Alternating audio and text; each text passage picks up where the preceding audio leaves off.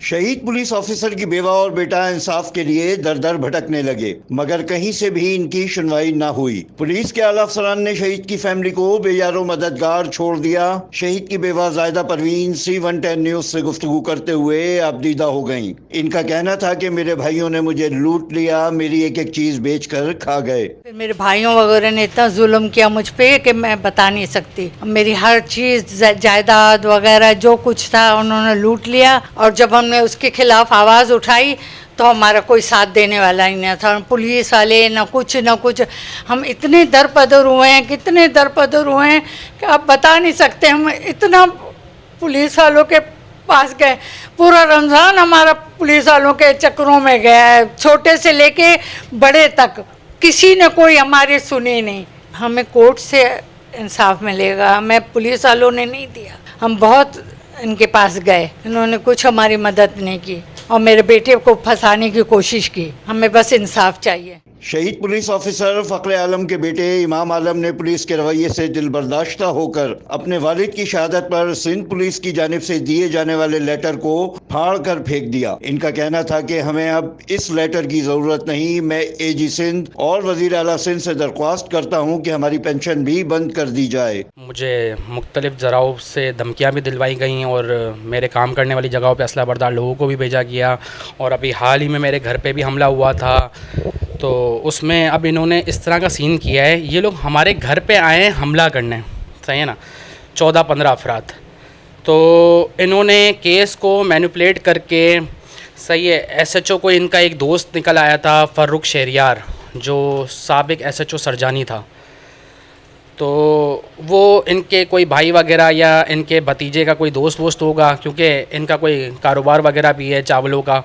तो उनके साथ मिलके और फिर जो SHO तैमूरिया है फरजाद, उनके साथ मिलके मुझे एक केस में फंसाया गया। वो झूठे केस में फंसाया गया।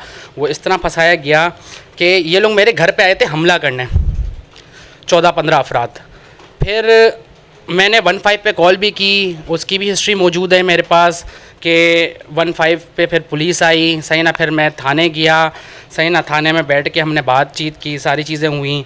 दैन फिर ये होता है कि ये लोग पीछे पीछे अपनी सेटिंग करते हैं और SHO साहब मेरे पास आते हैं तैमूरिया के, वो मेरा लाइसेंस याफ्ता पिस्टल अपने साथ ले जाते हैं गैर कानूनी तरीके से। दैन फिर उसमें ये होता है कि अगले दिन ये लोग फिर ये शोर शराबा करते हैं कि हमारा बंदा कोई ज़ख्मी हुआ है, जबकि ना मेरी तरफ से कोई फ़ायर किया गया ना कुछ किया गया।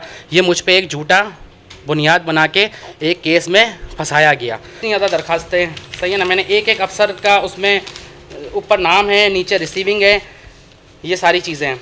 अच्छा, हमारे जो सिंध पुलिस में थोड़ा सिस्टम, हमारा अपना डिपार्टमेंट है, लेकिन बड़े अफसोस के साथ कहना पड़ता है कि जो बड़े अफसरान होते हैं उनके पास मिलने का टाइम नहीं होता, और जो छोटे अफसरान होते हैं जो SHO लेवल पे, और ये वो या तो अपनी कोई दोस्तियां निकाल के या कोई पैसे लेके, रिश्वत लेके, सही है ना, 1,00,000, 1.5 लाख, 2 लाख रुपए में बिक जाते। उल्टा हमारे ऊपर ही केस बना दिया। मुझे सिर्फ फंसाने के लिए मुझ पर झूठा मुकदमा किया गया कि हम तो सिंध पुलिस से बहुत नाला हैं।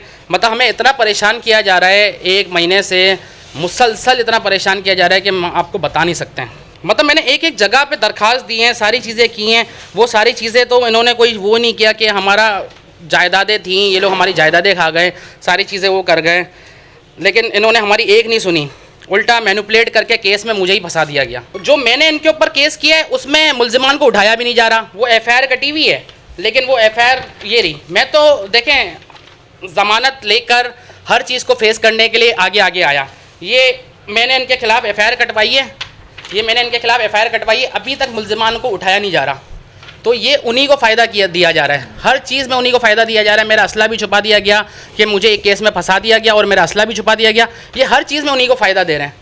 मुझे बड़े अफसोस के साथ कहना पड़ रहा है कि हमारे साथ बड़ा सिंध पुलिस वालों ने भी जुल्म किया ना। SHO ने पूरा एक प्लांटेड करके इस तरह का तासुर बना रहा है तो कि हम इनकी मदद कर रहे हैं, ये कर रहे हैं, जबकि ये बिल्कुल सरासर गलत है। ये बिल्कुल मुझे फंसाया गया है। 2 SHO इन्वॉल्व थे, इसमें कोई एक SSP भी इन्वॉल्व था, लेकिन मुझे इस SSP का नाम नहीं पता है। मैं इतनी हिम्मत रखता हूँ कि मैं उस SSP का नाम लेता है। इसमें फ़र्रुख शहरियार, साबिक SHO सरजानी और SHO तैमूरिया फरजाद, ये दोनों शामिल हैं। आइयो मेरी वालदा से तुम करके बात कर रहे हैं। मुझे इतना अफसोस हो रहा है कि क्या मैं कोई दहशत गर्द है। हम लोग मेरी वालदा से तुम करके बात कर रहे हैं। मैं बस ये अफसोस के साथ ये चीज़ कर रहा हूँ, जो इन्होंने हमें वाले साहब की शहादत में ओबिचुरी लेटर दिया था, वो मैं अब इधर ऑन रिकॉर्ड फाड़ रहा हूँ कि बस अब हमारा बहुत दिल ख़राब हो गया सिंध पुलिस से।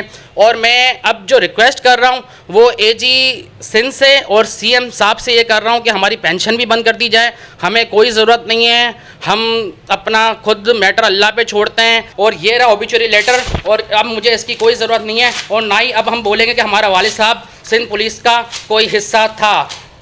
इमाम आलम ने पुलिस अफसरान से मायूस होकर अपना केस अदालत के सुपुर्द कर दिया है। पुलिस अफसरान अपने शहीद की बेवा और बेटे को ना ही इंसाफ दिलवा सके और ना ही इन्हें तहफ़्फ़ुज़ फराहम कर सके। इन्हें मुकम्मल यकीन है कि अदालत इनको ज़रूर इंसाफ फराहम करेगी। कैमरामैन मोहसिन रशीद के साथ Afzal Khan, C110 news, Karachi. C110 news, खबर की असल खबर।